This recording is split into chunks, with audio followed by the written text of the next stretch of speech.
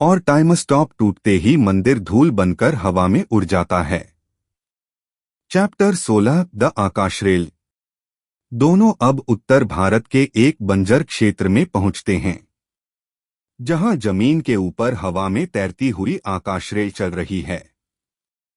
यात्री नहीं, सिर्फ समयछविया। बीते हुए लोग, आने वाले लोग, सब एक साथ यात्रा करते दिखते हैं। इस रेल में बैठकर ही वे उस जगह पहुंच सकते हैं जहां आर्किटेक्ट की चेतना सबसे पहले उत्पन्न हुई थी। रेल के अंदर आरव को अपने भविष्य का एक सूटकेस मिलता है। उस पर लिखा है, don't open before chapter 100। Meera हंसती है। कितना नाटक करता है तुम्हारा भविष्य वाला वर्जन। लेकिन आरव को उसमें से एक हल्की अंधेरी धड़कन महसूस होती है। चैप्टर 17 गिरे हुए नक्षत्रों की घाटी। रेल उन्हें एक ऐसी घाटी में उतारती है जहां आसमान टूटकर जमीन पर बिखरा हुआ लगता है। हजारों चमकते हुए टाइम शार्ट्स। यहां उनकी मुलाकात होती है एक साधु से जो 400 साल से मरा नहीं है, बस उम्र बढ़ना बंद हो गया है। वह उन्हें बताता है, आर्किटेक्ट सिर्फ एक मस्तिष्क नहीं, एक रोग है। जो व्यक्ति भविष्य को बदलने की कोशिश करता है, उसके अंदर धीरे धीरे पनपता है। साधु कहता है, आर्किटेक्ट का जन्म रोकने के लिए तुम्हें 3 जन्मों के घाव भरने होंगे। आरव परेशान, यह 3 जन्म कौन से? साधु बस मुस्कुराता है। पहला घाव अतीत का, दूसरा भविष्य का, तीसरा जो तुम अभी जी रहे हो। चैप्टर 18 टाइम वॉरियर्स का आदेश। घाटी के अंत में एक सेना मिलती है, टाइम वॉरियर्स, जिन्हें हर युग ने मिलकर बनाया है। उनकी नेता काया आरव को देखती ही घुटनों पर बैठ जाती है। क्रोनो किंग वापस आ गया। मीरा गुस्से में, वह कोई राजा नहीं, वह आर्किटेक्ट बनने से लड़ रहा है। काया बताती है कि भविष्य में 2 गुट बनते हैं, आर्किटेक्ट की सेना, टाइम वॉरियर्स, और दोनों की जड़ आरव से है। आरव सदमे में, मैं दोनों का नेता कैसे हो सकता हूं? काया बस इतना कहती है, तुम 3 हिस्सों में विभाजित हो, हर हिस्सा एक सेना बनाता है। चैप्टर 19 वह रात जब समय रोया था। कैंप में रात। आसमान अचानक लाल हो जाता है। समय की बूंदें गिरने लगती हैं, जैसे बारिश नहीं, घड़ी का पिघला हुआ समय। मीरा रोने लगती है। ये टाइम ड्रिफ्ट है। इसका मतलब आर्किटेक्ट हमें ढूंढ रहा है। काया उन्हें बचाने के लिए एक समय शक्ति सक्रिय करती है, लेकिन वही शक्ति आर्किटेक्ट तक संकेत भेज देती है। आरव देखता है कि दूर आसमान में एक विशाल काली परछाई बन गई है। उसके चारों ओर समय उल्टी दिशा में बह रहा है। आर्किटेक्ट करीब आ रहा है। चैप्टर 20 आर्किटेक्ट की छाया का पहला आक्रमण। कैंप में अचानक सब कुछ शांत हो जाता है। हवा रुक जाती है। आग स्थिर हो जाती है। घोड़े हवा में स्थिर। आर्किटेक्ट की छाया उतरती है। एक आवाज गूंजती है, तुम अपना अंत रोक नहीं सकते, आरव। छाया आरव के चेहरे को छूती है और उसकी एक आंख कुछ सेकंड के लिए काली और चमकीली नीली बन जाती है। मीरा चीखती है, नहीं, उसने तुम्हारे अंदर अपनी चेतना का टुकड़ा डाल दिया। आर्किटेक्ट मुस्कुराता है। पहला बीज बो दिया गया है और गायब हो जाता है। आरव घुटनों पर गिर जाता है। वह महसूस करता है कि उसके अंदर एक और आवाज जाग रही है। जिसे वह मार नहीं सकता, क्योंकि वह खुद है।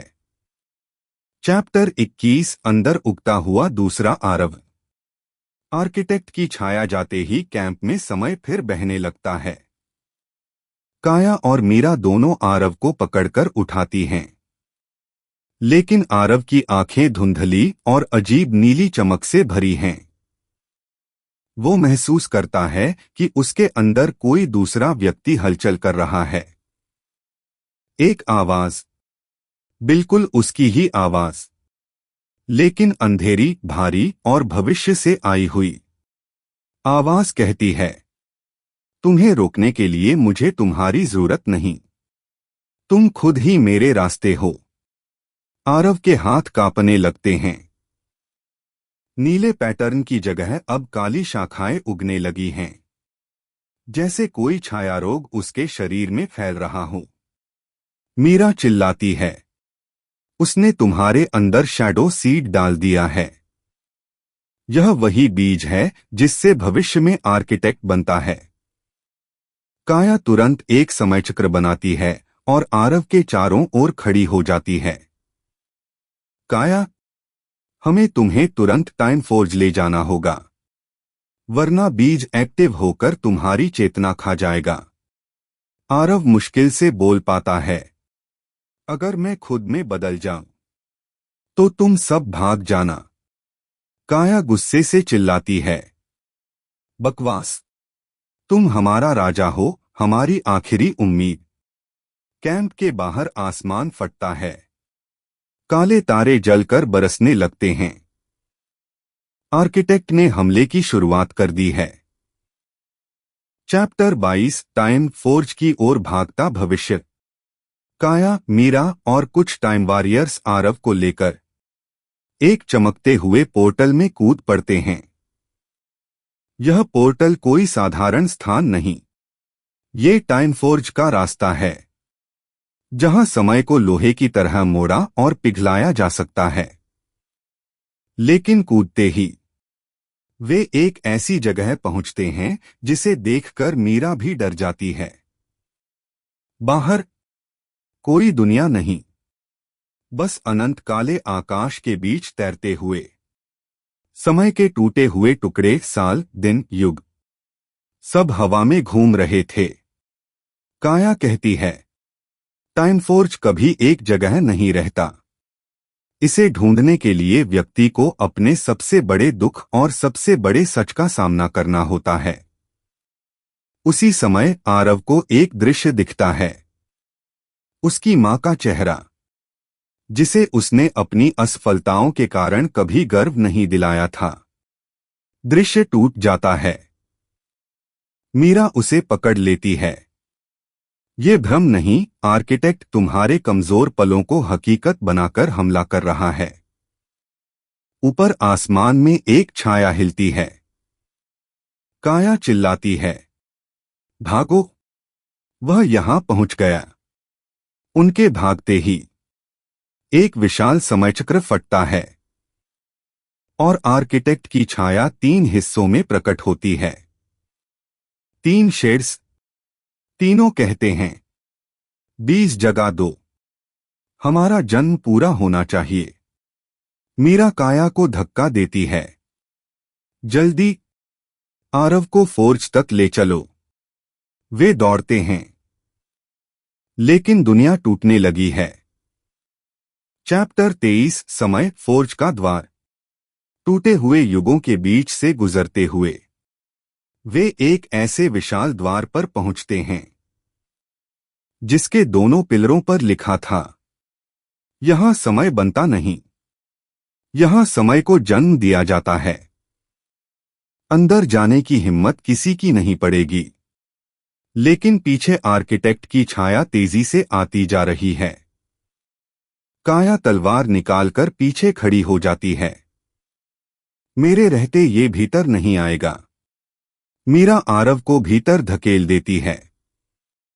द्वार बंद होने से पहले काया चिल्लाती है, आरव, चाहे कुछ भी हो, आर्किटेक्ट के उस टुकड़े को अपने अंदर से जला देना। और द्वार बंद हो जाता है। अंदर सिर्फ आग का सागर था, लेकिन ये आग गर्म नहीं थी। ये समय की आग थी। अतीत, भविष्य, वर्तमान सब पिघलकर एक हो रहे थे। मंच पर एक अकेला हथौड़ा पड़ा था। वह धातु का नहीं, समय का बना था। उसके ऊपर लिखा था, जो इसे उठा ले वही अपना भविष्य गढ़ सकता है। लेकिन जैसे ही आरव हथौड़े को हाथ लगाने वाला होता है, वो कांपने लगता है। उसके अंदर का शैडो सीड जाग रहा था। मीरा चिल्लाती है, आरव इसे उठाओ अभी।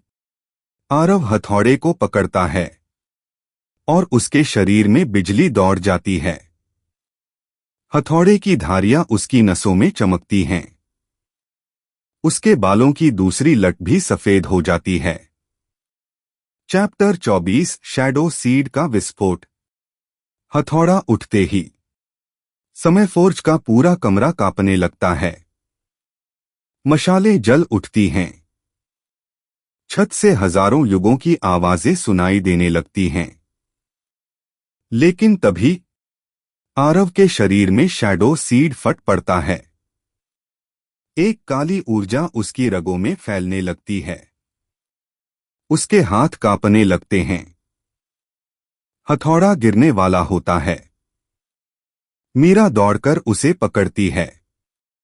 सुनो, सुनो आरव, तुम नहीं बदलोगे। तुम आर्किटेक्ट नहीं बनोगे। आरव के शरीर से आवाज निकलती है, रुको मत, मुझे बदलने दो, तभी लड़ाई खत्म होगी। मीरा गुस्से में उसे थप्पड़ मारती है। यह लड़ाई तभी खत्म होगी जब तुम जीतोगे। आरव की असली चेतना शैडो सीड से लड़ने लगती है। उसके अंदर दो आरव लड़ रहे थे। अंधकार वाला आरव जो आर्किटेक्ट बनना चाहता है, वो आरव जो सबको बचाना चाहता है। फर्श फटता है और दोनों चेतनाओं की ऊर्जा बाहर निकलती है।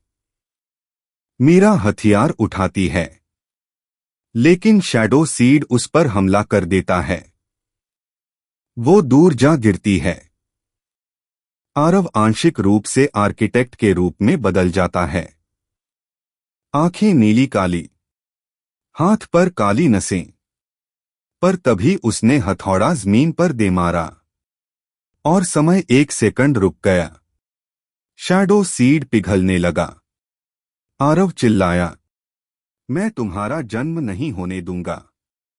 चैप्टर 25 टेम्पोरल आर्मर का जन्म। शैडो सीड के पिघलते ही फोर्ज का गड्ढा चमकने लगता है।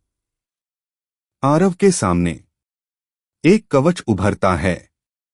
धातु का नहीं, समय की परतों से बुना हुआ। काया दूर से चिल्लाती है, यह वही क्रोनो आर्मोर है जिसे भविष्य का आरव पहनता है। कवच आरव के शरीर में समा जाता है।